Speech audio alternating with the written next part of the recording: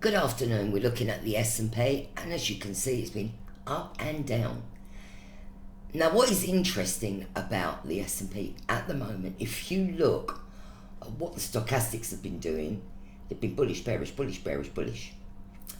Okay, so that says to me the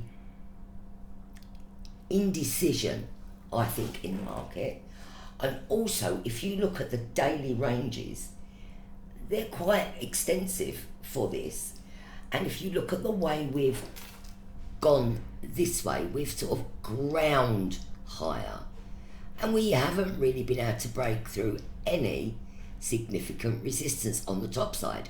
You know, the 50% fib held us really, that's at 39.43, and we got to 39.50.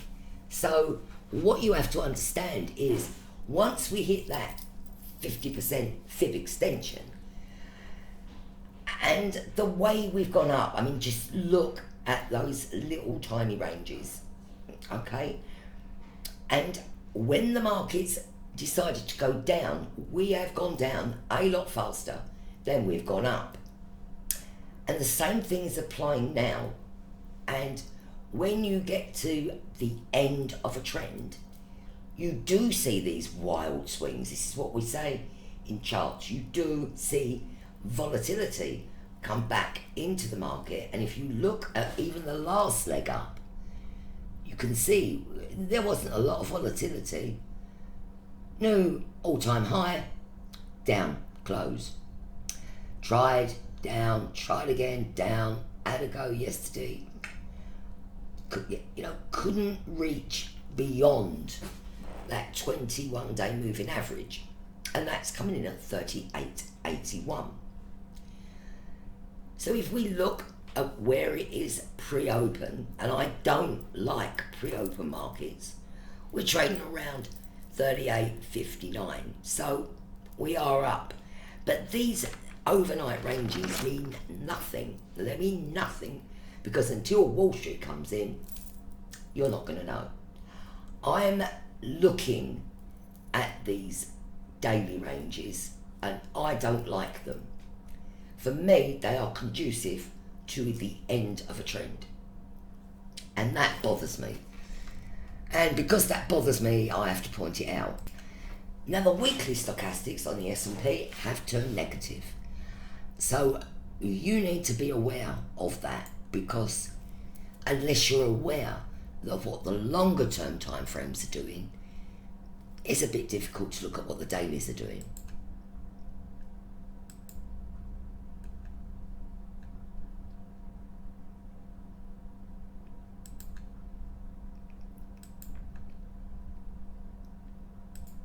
Now, if you take a look and see what the monthlies are doing, it's even a worse case scenario. They have just turned negative. So you need to be aware of all that, because it's very important. So we've got that weekly pivot, and that's coming in at 38.26. Our daily's coming in at 38.07. Watch that. Now we're going to have a quick look at the Dow. Again, new all-time high, can't sustain it on a close.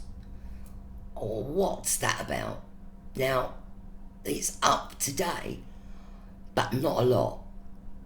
Currently trading at 31,900, closed at 31,802. So, again, you want to look at what the longer term is doing. Longer term weekly charts, negative. Longer term monthly charts have just turned negative this month. We're only on the 9th. This month, off of 94%.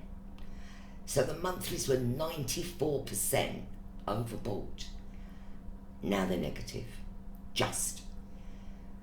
So you really, really have to watch this. You seriously do. Markets don't normally make all-time highs and not sustain them. That's my experience, and because, alright, I'm a dinosaur. But you always bought in futures, you always bought the contract high. You always bought the all-time high. And if you'd have done that in any of these stock markets, you would have been well and truly screwed. Okay, because they just haven't been able to stay up above their all-time highs. They haven't. And when they don't, there is a problem, Houston. And you need to be aware of that problem, and you need to act on that problem. Now, today on the Dow, we have got the 9 and the 21 day moving average really, really close together.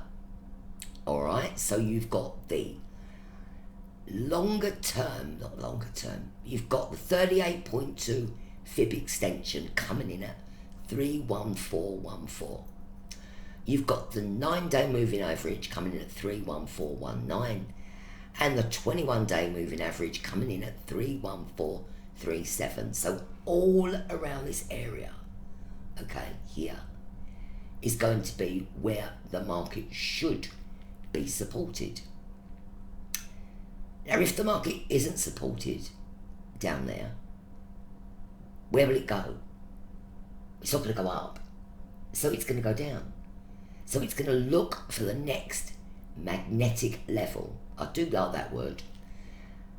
So I'm looking at the 55 day moving average, 30935. I am looking at 30859. I'm looking at these little lows here, 30766 and 30547. When you look at these daily ranges, look at the volatility. Look at it. Makes a new all-time high, pukes the next day, pukes, goes up, doesn't know what to do, goes down. Hey, up we go again, but we can't sustain that move.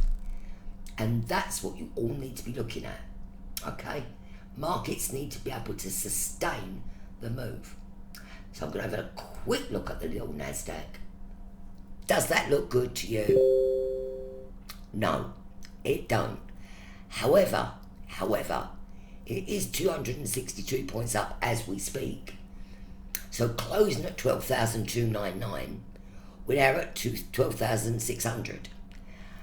But, and it is a big, massive but, the Nasdaq normally shows the way. Now the monthly charts are firmly lower. The weekly charts been lower obviously for quite some time. The daily can't make up its mind, as you can see. It wants to go up, but hey, it doesn't want to go up.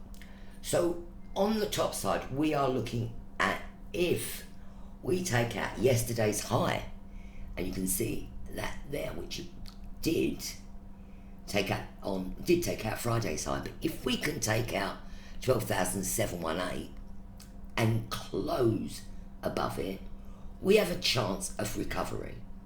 So our first port of call, 9 day moving average, 12,833. Okay. This is the one to watch. Seriously, this is the one to watch.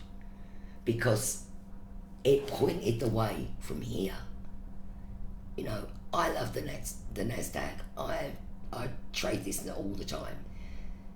It's pointed the way. It didn't want to go up. It's never wanted to go up. Is it the end of the technology bubble that we saw in 2000? You wouldn't have thought so, really, given the fact that we're still all in lockdown and, we haven't got the all clear yet. So why are the technology stocks absolutely puking? What do people know that we don't? What is it? What is being told to us by looking at these markets? It's not looking great. Seriously, not looking great. So, because it's not looking good, you can see that from back last year. Look at the way it moves. Look at the way it has moved. But you know where the levels are. I've told you where they are now today. And this is the one you need to keep watching. Alright? Okay, I think I've droned on enough now. Okay, guys, I'll catch you all later.